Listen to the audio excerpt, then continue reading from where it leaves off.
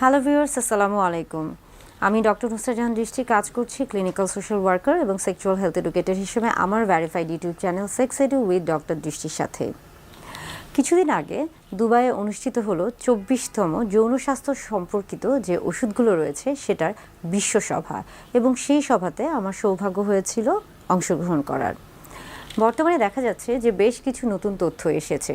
কিছুদিন আগেও পেনিস বা পুরুষ লিঙ্গ নিয়ে আমরা বেশ কিছু বার্তা দেওয়ার চেষ্টা করেছি। পুরুষদের পেনিস নিয়ে অনেকেরই অনেক রকমের প্রশ্ন থাকে, এবং বিশেষ করে আমরা যদি পুরুষ লিঙ্গের বিষয়ে আসি, সেই ক্ষেত্রে কিন্তু সবচেয়ে যে পরিচিত যে প্রশ্ন বা সবচেয়ে পরিচিত যে জিনিসটা সবাই জানতে চায় বা সবার মধ্যে একটা আগ্রহ কাজ করে, সেটা হচ্ছে যে পেনিসের সাইজ এবং পেনিসের শেপ। এটা নিয়ে কিন্তু অনেকেই প্রশ্ন থাকে এবং অনেকেই কিন্তু দ্বিধাদ্বন্দ্বে ভুগে থাকেন, এবং এই প্রশ্নগুলোর উত্তর অনেকেই অনেকভাবে দেওয়ার চেষ্টা করেছেন, এবং এগুলো নিয়ে কিন্তু অনেক ধরনের গবেষণা হয়েছে, এবং এক একবার এক এক গবেষণায় কিন্তু এক এক রকম ফলাফল এসেছে। এবং সব ফলাফলগুলোকে মিলিয়ে আমরা শেষ যে ভিডিওটা বানিয়েছিলাম বা শেষ যে ভিডিওটা করেছিলাম, সেখানে বলেছিলাম যে আসলে পেনিস বা পুরুষ লিঙ্গের যে এই যে আকার বা আকৃতির যে বিষয়টা রয়েছে, এটা শুধুমাত্র যে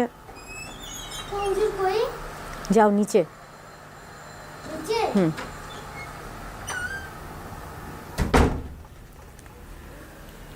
আমরা বলে থাকি যে পুরুষ লিঙ্গ বা পেনিসের এই যে আকার বা আকৃতি নিয়ে এত প্রশ্ন বা এত দ্বিধাদ্বন্দ্ব বা এত সমালোচনা আলোচনা কেন, বা এটার আসলে প্রভাবটা কি, ভূমিকাটা কি একজন মানুষের জীবনে।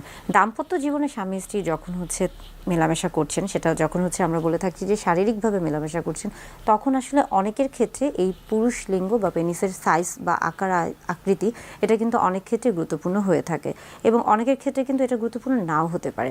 তাই যেহেতু আমরা বলে থাকছি যে প্রত্যেক মানুষই কিন্তু এক ধরনের ইন্ডিভিজুয়াল, অর্থাৎ একক সত্তা, তাই একজনের সাথে আরেকজনের মতে মিল হতেও পারে, নাও হতে পারে। তবে নতুন একটি গবেষণা এসেছে, এবং এই গবেষণা দেখা গেছে, বলা হয়েছে যে প্রায় 60 জন স্ত্রী অর্থাৎ নারীদেরকে বেশ কিছু প্রশ্ন দেওয়া হয়েছিল, এবং তাদের মধ্য থেকে যে প্রশ্নগুলো করা হয়েছিল সেই প্রশ্নগুলো আপনাদের সাথে শেয়ার করছি। একটি প্রশ্ন ছিল যে আসলে তিনি কেমন পেনিস পছন্দ করেন, বড় নাকি ছোট। সেই ক্ষেত্রে দেখা গেছে যে বেশিরভাগ নারী উত্তর দিয়েছেন যে তিনি বড় পুরুষ লিঙ্গ পছন্দ করেন। এবং আরেকটা প্রশ্ন ছিল এরকম যে সেখানে কয়েক ধরনের পুরুষ লিঙ্গের একটা আকারের বর্ণনা দেওয়া ছিল বা দৈর্ঘ্য উল্লেখ করা ছিল। সেখানে দেখা গেছে যে বেশিরভাগ নারী বা স্ত্রীরা যেই পুরুষ লিঙ্গের যে দৈর্ঘ্যটা বেশি ছিল, তারা সেটাই পছন্দ করেছিল। অর্থাৎ সেক্ষেত্রে বলা যাচ্ছে যে নারী বা স্ত্রীরা ইতিমধ্যে যে গবেষণাটা হয়েছে বা তৎক্ষণাৎ এই কয়েকদিনের মধ্যে যে গবেষণা হয়েছে, সেখানে তারা আসলে আমরা বলছি যে বড় আকারের যে পুরুষ লিঙ্গ রয়েছে সেটাকে আসলে তারা বেশি প্রাধান্য দিয়েছে। এর পাশাপাশি দেখা যাচ্ছে যে তাদেরকে বেশ কয়েকটা আমরা বলে থাকছি যে উদাহরণ বা বেশ কয়েকটা ডামি বা স্যাম্পল দেওয়া হয়েছিল, যে তারা আসলে কোন ধরনের পেনিস বা পুরুষ লিঙ্গ পছন্দ করে থাকেন, এবং সেখান থেকে তারা দেখা গেছে যে তারা সবচেয়ে বড় দৈর্ঘ্যের যে পুরুষ লিঙ্গটা ছিল বা পেনিস ছিল সেটাকেই নির্বাচন করেছে।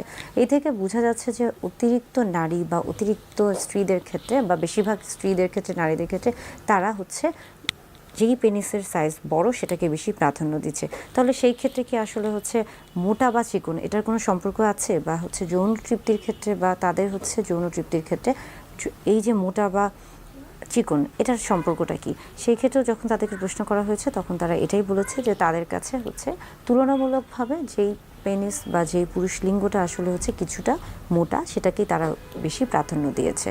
অর্থাৎ এই যে এতক্ষণ ধরে আমরা যে গবেষণাগুলোর কথা বলছি, এটা খুবই কিছুদিন আগে এই গবেষণার ফলাফলটি এসেছে, এবং এটা নিয়ে এখনও বেশ কিছু গবেষণা চলছে।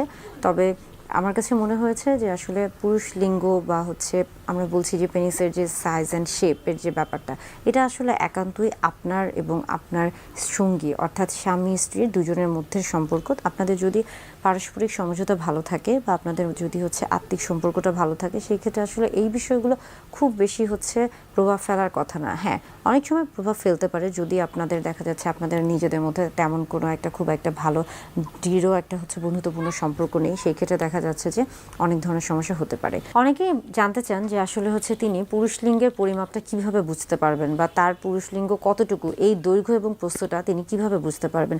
সেই ক্ষেত্রে বলতে চাই যে এটা আসলে পরিমাপটা তিনভাবে করা হয়ে থাকে, বা তিনটা অবস্থায় আপনি এই পরিমাপটা নিতে পারেন। একটি হচ্ছে ফ্ল্যাসিড পেনিস, অর্থাৎ আমরা বলে থাকি যে স্বাভাবিক অবস্থায় যে পেনিসটি রয়েছে বা যেটি হচ্ছে আসলে স্বাভাবিক অবস্থায় থাকে বা নিচে ঝুলে থাকে সেটাকে আসলে ফ্ল্যাসিড পেনিস বলা হয়ে থাকে। এবং আরেকটা হচ্ছে যে ইরেক্ট পেনিস, অর্থাৎ এটাকে বলা থাকছে যে বা বলা হয়ে থাকছে যে যখন উত্থান হচ্ছে পেনিসের তখনই এটাকে ইরেক্ট পেনিস বলা হয়ে থাকছে এবং এই অবস্থায়ও কিন্তু পরিমাপ নেওয়া হয়ে থাকে।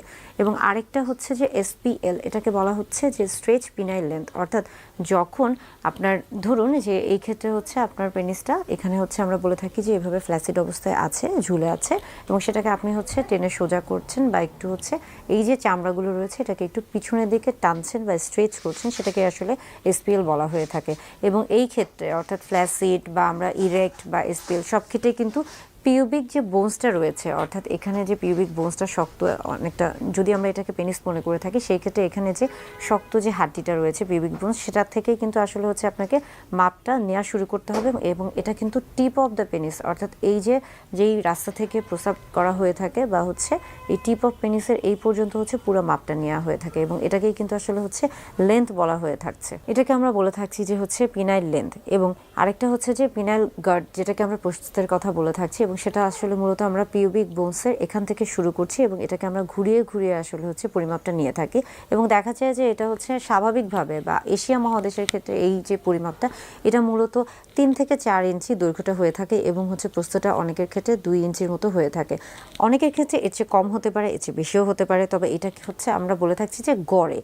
এছাড়া আমরা যদি হচ্ছে পুরো বিশ্বের সবার ক্ষেত্রে আসি, যে অর্থাৎ হচ্ছে পুরুষদের ক্ষেত্রে স্বাভাবিক হচ্ছে পেনিসের দৈর্ঘ্য বা প্রস্থ কত, সেই ক্ষেত্রে কিন্তু অনেক রকমের পরিবর্তন আসতে পারে, কেননা এই জিনিসগুলো আসলে নির্ভর করছে একজন পুরুষের হচ্ছে বয়সের উপরে, তার বংশগত, আমরা বলে থাকি যে তার জেনেটিক যে বিষয়গুলো রয়েছে সেটার উপরে, এছাড়া তার ভৌগোলিক যে অবস্থান রয়েছে, এছাড়া সে কী ধরনের খাদ্য গ্রহণ করছে পুষ্টির উপর, এবং পাশাপাশি আমরা বলে থাকছি যে তার স্বাস্থ্যগত যে অবস্থা, অর্থাৎ তার শারীরিক কোনো সমস্যা আছে কিনা বা সে এমন কোনো শারীরিক সমস্যা ভুগছে কিনা যে যেটার কারণে তাকে বিভিন্ন রকমের ওষুধ নিতে হচ্ছে এবং সেটার হয়তো বা কোনো ধরনের পার্শ্ব প্রতিক্রিয়া তার প্রতি হতে পারে।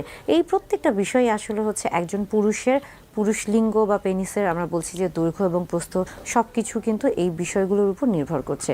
তবে আপনার পুরুষ লিঙ্গ বা আপনার পেনিসের সাইজ যেটাই হয়ে থাকুক না কেন, সবসময় হচ্ছে আত্মবিশ্বাসটা রাখবেন নিজেদের মধ্যে, সবসময় হচ্ছে কনফিডেন্টটা বজায় রাখবেন, তাহলে আসলে খুব একটা সমস্যা হওয়ার কথা না।